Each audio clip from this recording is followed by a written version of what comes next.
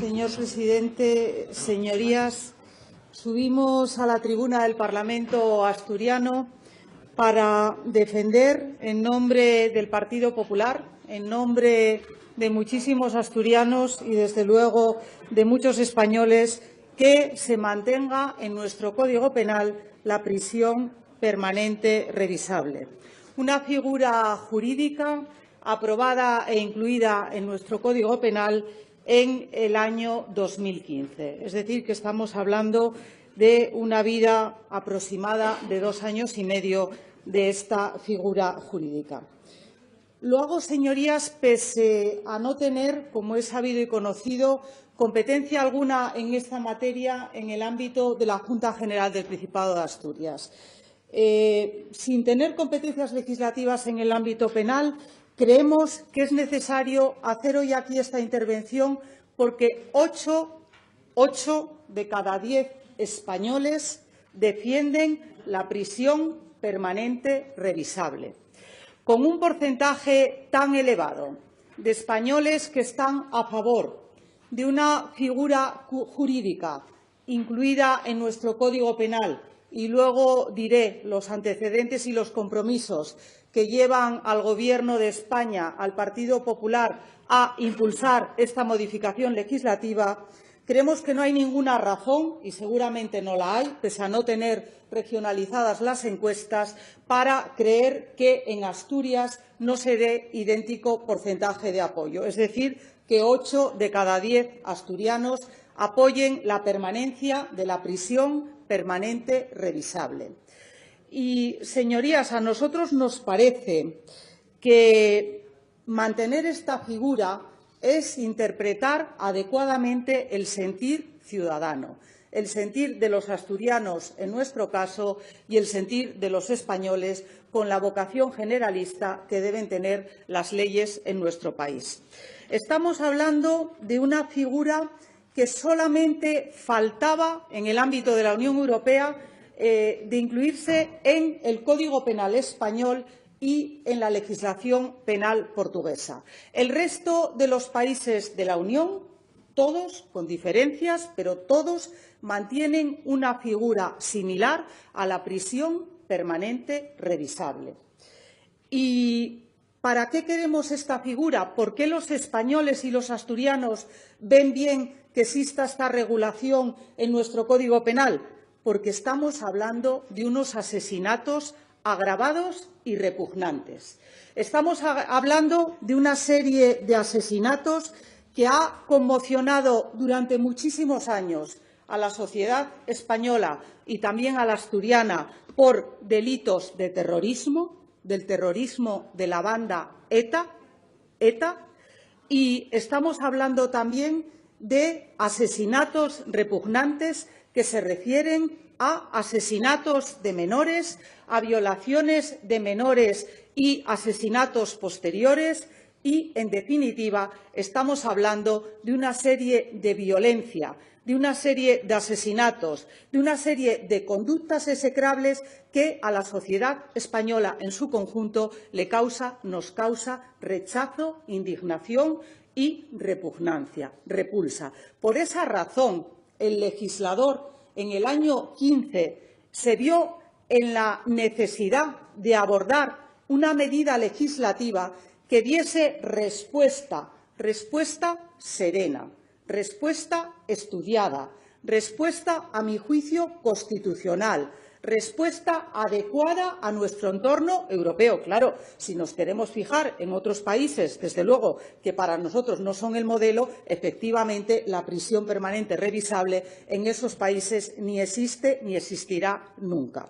Países como Francia, y fue el propio presidente Mitterrand quien introdujo en el año 1994 la figura de la prisión permanente revisable. Es cierto que fue posteriormente el presidente Sarkozy quien ahondó en la figura y amplió el elenco de delitos a los que se refería la prisión permanente revisable. En España, señorías, yo creo que Conviene en todos los parlamentos, en el Parlamento Nacional, en los parlamentos autonómicos, incluso en los ayuntamientos que están reproduciendo este debate, existe la lícita tendencia a desgastar a los gobiernos, de que se trate de hacer los planteamientos que se quiera en tal o cual materia. Pero hay un elenco de materias a los que ni les conviene la equidistancia de las abstenciones ni, desde luego, el populismo de la radicalidad. Ni una cosa ni otra. Porque decía el otro día Adolfo Suárez en un artículo de la Tercera de ABC, sí, Adolfo Suárez y Llana, lo decía con ánimo de síntesis, señor Llamazares.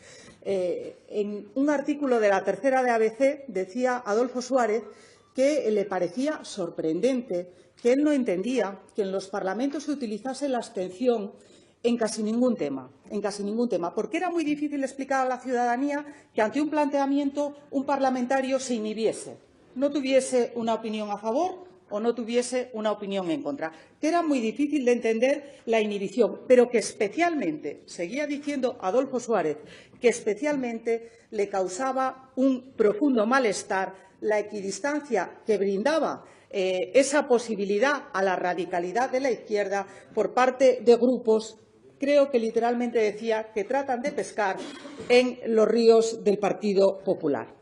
Y yo les recomiendo a todos ustedes, si ustedes me permiten el consejo, que interpreten adecuadamente a sus votantes.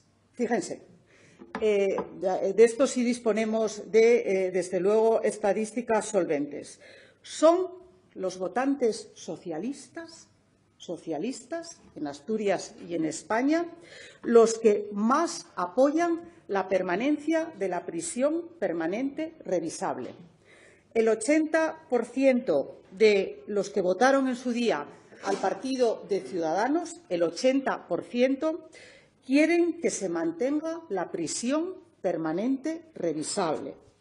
El 75% de los votantes del Partido Popular quieren igualmente que se mantenga la prisión permanente revisable. Y los electores de Podemos-IU o IU-Podemos solamente, pero fíjese que solamente el 66% quieren que siga en nuestro Código Penal la prisión permanente revisable. Existencia de crímenes atroces, asesinato de menores, de discapacitados, violaciones de mujeres y asesinatos posteriores, asesinatos terroristas. Fue todo ello lo que llevó al Partido Popular a asumir en su programa electoral en las elecciones del 11 la inclusión de esta medida y la ulterior legislación de la misma en las Cortes Generales. Decía que son 8 delitos los que en España se circunscriben al ámbito de la prisión permanente revisable. En Francia, 26.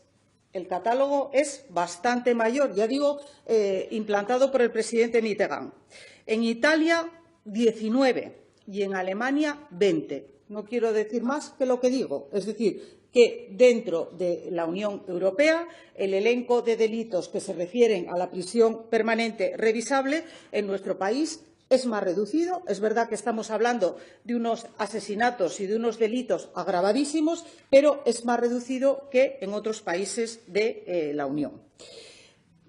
Personalmente, creo y creemos que la Convención Europea de Derechos Humanos, que fue, si no recuerdo mal, ratificada por nuestro país, siendo ministro de Asuntos Exteriores Marcelino Oreja Aguirre, se cumple a rajatabla. Estamos hablando siempre de la figura de la prisión permanente revisable y es justamente la última expresión la que garantiza la adecuación a la Convención Europea de Derechos Humanos y ajustarse también al texto constitucional español, cuestión muy importante, al artículo 25 de nuestro texto constitucional, donde efectivamente el horizonte de los presos, de los reos, es siempre y ha de ser la rehabilitación, pero hay atrocidades, señorías, que nos demuestran que esos reos, que esos presos, que esos condenados no quieren esa rehabilitación. El Estado tiene que promover las condiciones objetivas para facilitar que la rehabilitación sea una realidad en nuestro país, y se facilita, pero tenemos igualmente que tener la respuesta del Código Penal y del Estado de Derecho para que, en aquellos casos de crímenes atroces, estoy pensando en el de Moaña, que fue el primer supuesto en el que se impuso este nuevo modelo de prisión, donde un padre mató a 2 hijas con una radial. Bueno, la sociedad española se convulsiona. Yo, sinceramente, también, ante situaciones, acontecimientos y comportamientos tan atroces, tan espeluznantes como los que se refieren en este tema. Y, claro, las víctimas también. Y yo quiero decirles con toda claridad, el Partido Popular, y forma parte de nuestro ADN, siempre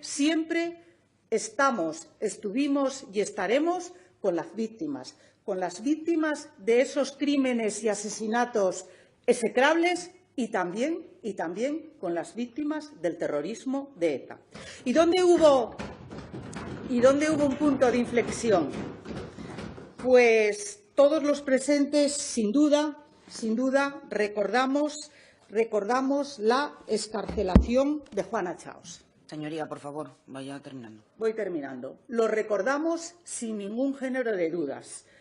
Se nos sacudió todo. Se nos produjo una situación tremenda cuando esta excarcelación de una persona que, en nombre de la banda terrorista ETA, había asesinado a más de 25 españoles,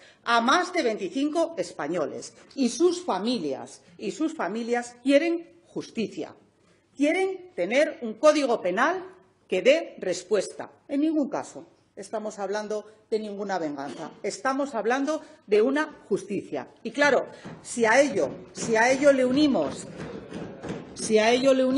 la derogación, dándole la espalda a todo el sistema judicial español de la doctrina Parot, pues los españoles, naturalmente, piden una regulación diferente. Y ante esa petición, ante esos sentimientos serenos pero firmes, el legislador español, impulsado por el Gobierno y por el Partido Popular, instaura en el Código Penal español la pena permanente revisable, que desde nuestro punto de vista es perfectamente constitucional, es perfectamente ajustada a la Convención Europea y es perfectamente razonable y ponderada en su configuración jurídica, que ya dije, formamos parte del entorno europeo trasladándola a nuestro ordenamiento jurídico. El 79,3% de los españoles están a favor y, naturalmente, se gobierna para legislar para la mayoría.